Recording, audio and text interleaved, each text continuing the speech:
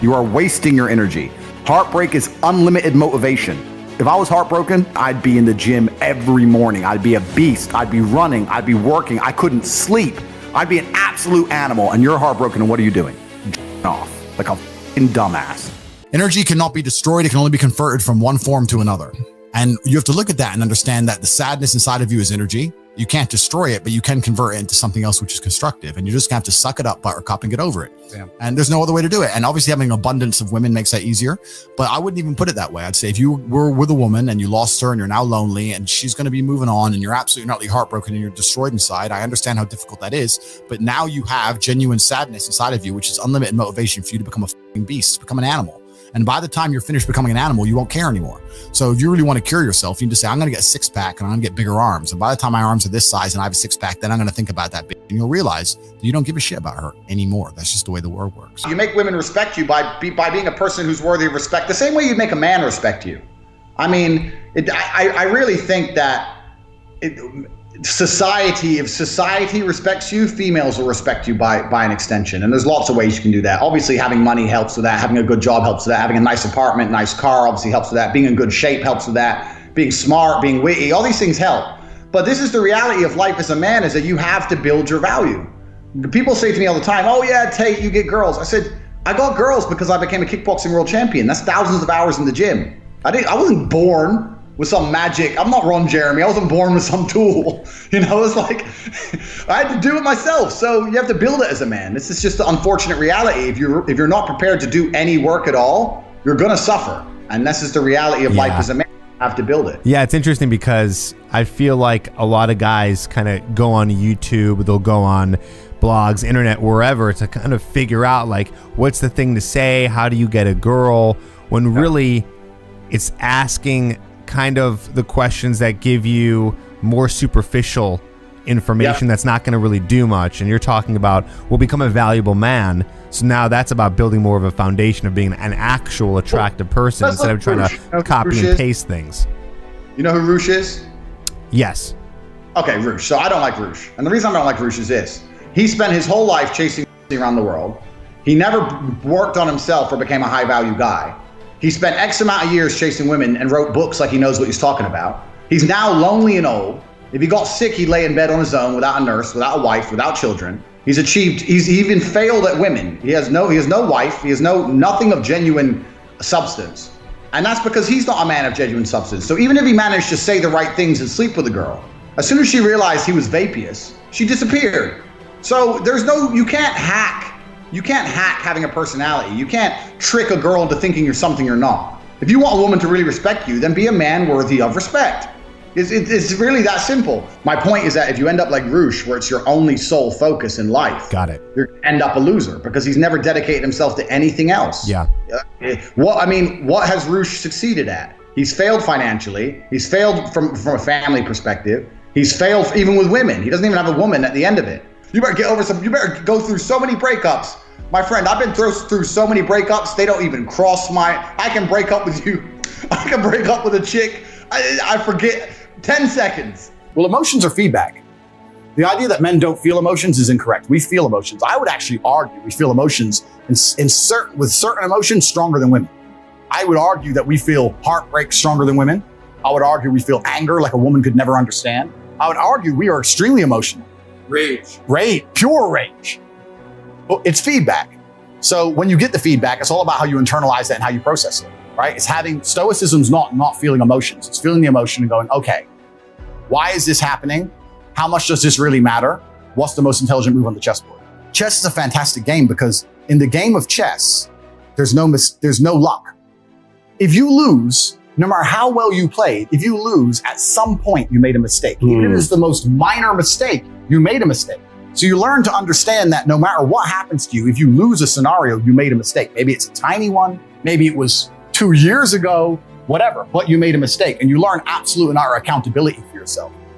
And that mentality is extremely powerful to apply to all things in life. I take the good with the bad. I take all responsibility for absolutely everything, including if a woman leaves me, if a woman stays, if I end up heartbroken, if I end up filled with rage, I take responsibility for that. If something happens to me that makes me enraged, I will take responsibility. Why has this happened to me? Why do I feel this way? How did I end up in this position? Is this healthy in this scenario? And sometimes it is. I've had scenarios in my life where I was prepared to die to protect somebody else, and I was enraged, and it was healthy. I've also had times where I'm in a room by myself, enraged, sitting there going, this is no good for anybody. I need to just calm the f down. So emotions are feedback, but stoicism is the ability to process them.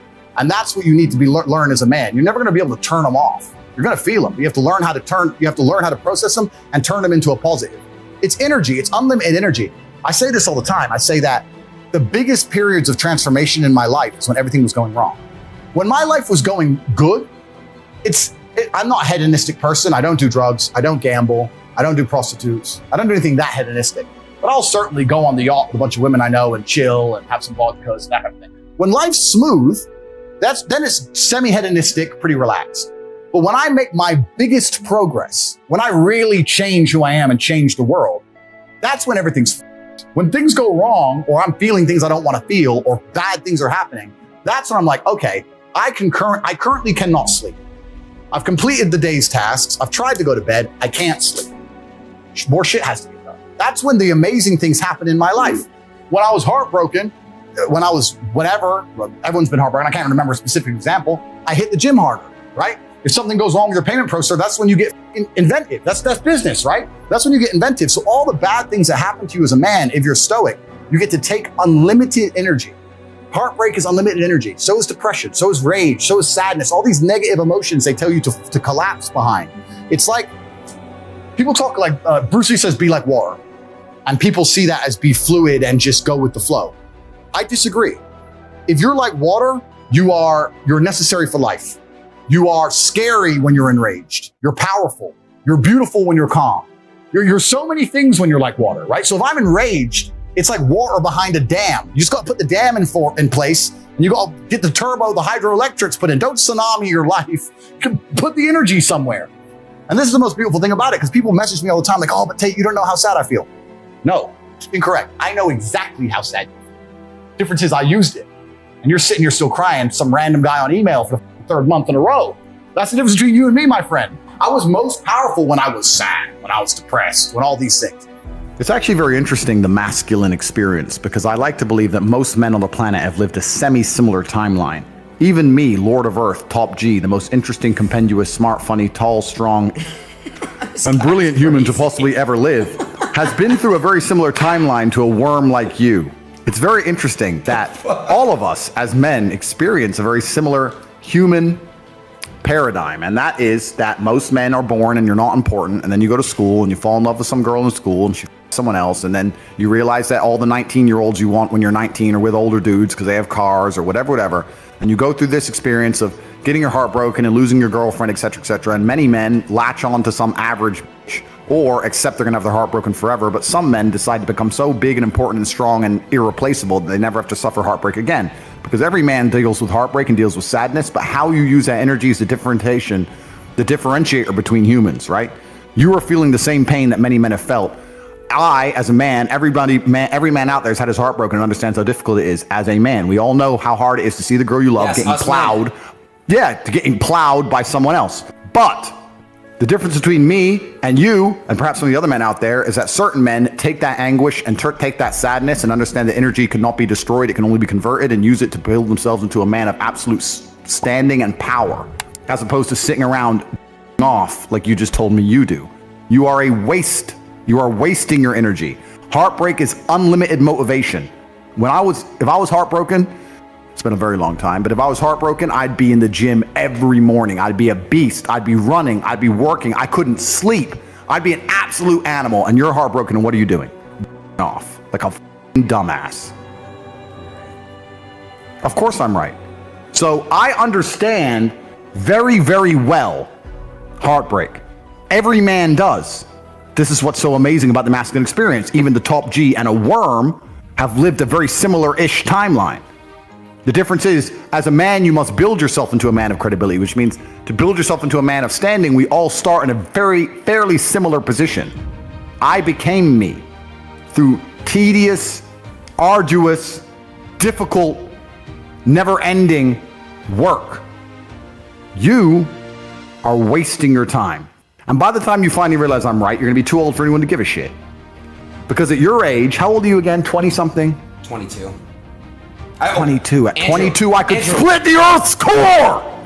You should be so strong. Stronger than all. I know. I've heard it before. You're wasting your fucking life. You know why God made your girl leave you? Because he wanted to show you that you ain't shit. He wanted to show you that you are human and you're fallible and that you're very replaceable. So he decided to make you fall in love with a girl, and he decided to make her leave you to show you that you are a dickhead. Now it is your job to look at the board, understand what's happened, say, I understand, God, I deserve that. I'm glad she left me and I'm sad because I am a dickhead, and do something about it. Because if you refuse, if you ignore God's message, next time you fall in love with a bitch, guess what he's gonna do? What? He's gonna make her leave you to remind you once again that you are a dickhead. Every single man out here, if you're upset that your girl's leaving you, God is reminding you that you aren't worth shit. You need to get up and work so hard that even in the eyes of God, he is proud of you. God loves his creations, which show him their true potential and beauty. By getting up and trying your absolute best and becoming a man of moral standing, he will reward you and bless you endlessly. If you continue to be a dickhead, God will remind you you're a dickhead. So God just broke your heart on purpose to show you that the way you're living your life and the man you are simply are not good enough. What have you changed since? Nothing. Nothing. You think God's going to forgive you for no reason? You think God's going to go, oh, that little dead Aiden, it's fine. He hasn't learned his lesson. He hasn't changed. He isn't even trying very hard. He's not up early in the gym. He ain't doing nothing. It's fine. Let's just let him fall in love and let's make sure the girl doesn't f someone else on OnlyFans this time. No, sir. This is going to repeat endlessly. It's a cycle that will not change until you take the message from God and become the man you're supposed to be. Okay. You deserve this. You deserve what's happened to you. You deserve how you feel. All of it. I say this all the time. I say the best things that ever happened to me are the worst things that ever happened to me. All the trauma and bullshit I've been through in my life are the best things that ever happened to me. Because as a man, if you've not had a difficult life, you cannot be good at being a man. Being a good man and being good at being a man, they're two slightly different things. But to be good at being a man, you need to have been through so much shit that when the Matrix deletes your entire life from the internet and starts lying about you at mass, and people start doing protests wanting you hung, and they're looking for your family members, and reporters start calling every ex-girlfriend you've ever had, trying to convince them and bribe them to lie, to come out and say you're something you're not. When they're genuinely out to put you in jail, that you can sit there and be focused and stoic enough to go, you know what? Okay, what's the chessboard? What's going to happen? Who's trying to shoot me right now? Nobody. Okay, so it's better than it was a couple years ago. Okay, so X, Y, Z, and plan through it, right? You're never going to be capable as a man if you've not had trauma.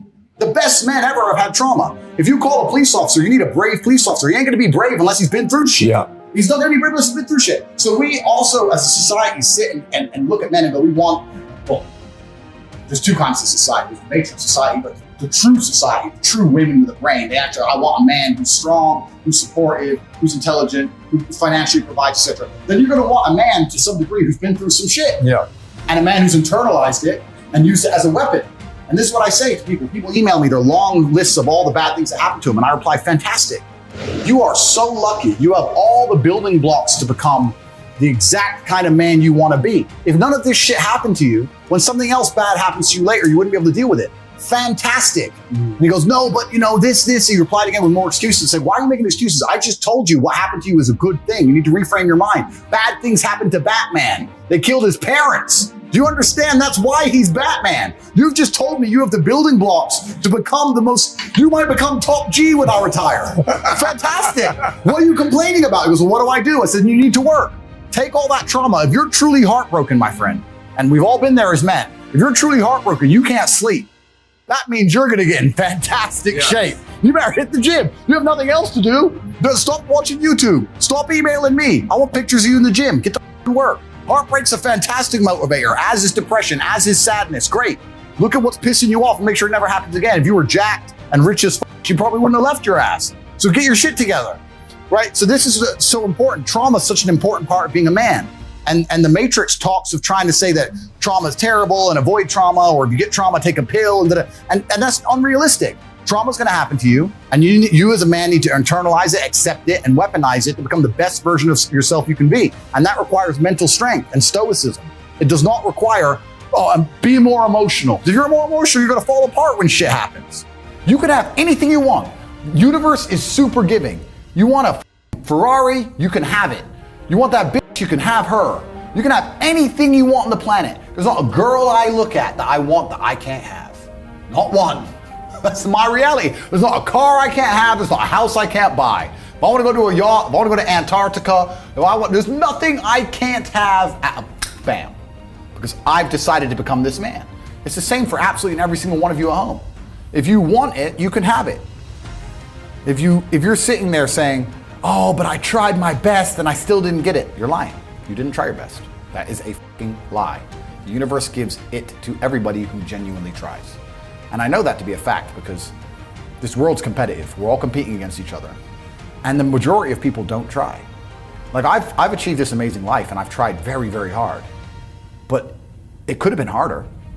I mean, was it that hard? About 86% hard. It wasn't 100% hard. Why? Because the competition's zero. Everyone is a loser.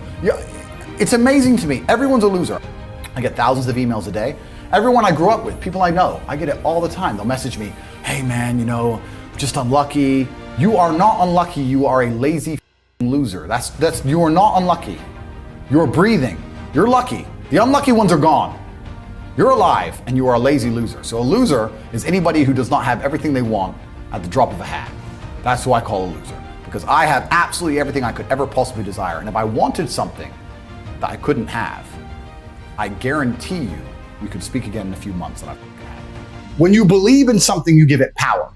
So I tried to say that when I felt at my lowest and I achieved the most I've ever achieved in my life, the reason I was capable of doing that is because I didn't believe in the paradigm of being a depressed person.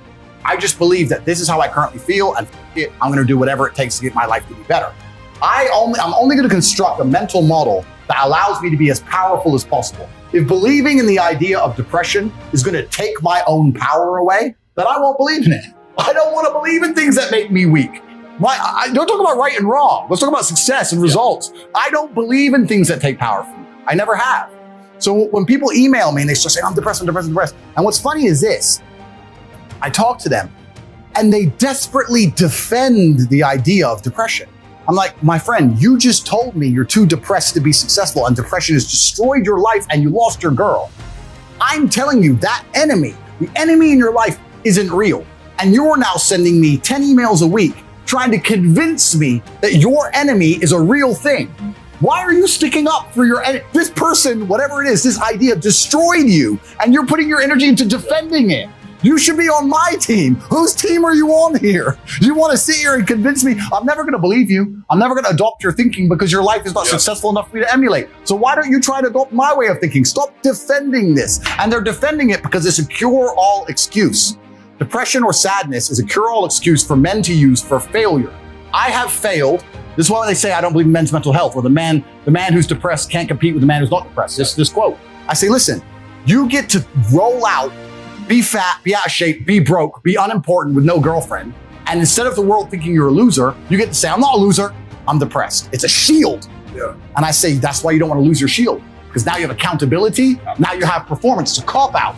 Fuck it off. I don't give a shit if it's real or not. We're not about that. We're talking about success here. Get rid of your excuses, stop defending the thing that's ruined your life, and get to fucking work. And every time anyone has ever listened to me in history, ever, every single one of them's transformed their lives and messaged me positive messages afterwards. Every single time. That's why I'm antidepressant. Because that pill ain't gonna fix you the way becoming the man you wish you were is gonna fix you. So we now live in a world where women have higher expectations because they want to flex and they want to show off and they want a man who can provide certain things. Plus they have unlimited choice because their inbox is constantly full. Plus they know they're beautiful, right? Plus they add filters so every 7's a 10. And this is the world we live in now. So if you're Joe Schmo, it's extremely difficult. Facts. Yep. You know, the biggest problem about being a normal guy is that any girl you it's normal guys. Meaning that everybody's competition. Now the guy who works in KFC is competition. You understand? But when you're a G, the girls who with the big G's only the big G's, and there's less of us. Yep. Do you know what I'm saying? Yeah, so yep. one of another that's really important thing is a lot of guys message me and saying, "Oh, my girl's cheating." I was like, if she'll bang you, she'll bang anyone, bro. So why? Of course, like shit. no, but not in a horrible way. Not in a horrible way. But I'm saying if her standard is that at that point, there's a whole bunch of dudes out there who could scoop her, right? But if you're with girls who are used to a certain standard of man, for them to replace you is exceptionally difficult. Yep. And this is the thing about the market now. It's getting to the world where it's getting more polarizing. It's getting easier for women. It's getting extremely difficult for men. And if you still want to be a player in the world today, you have to up your game as a man. Facts. You have to.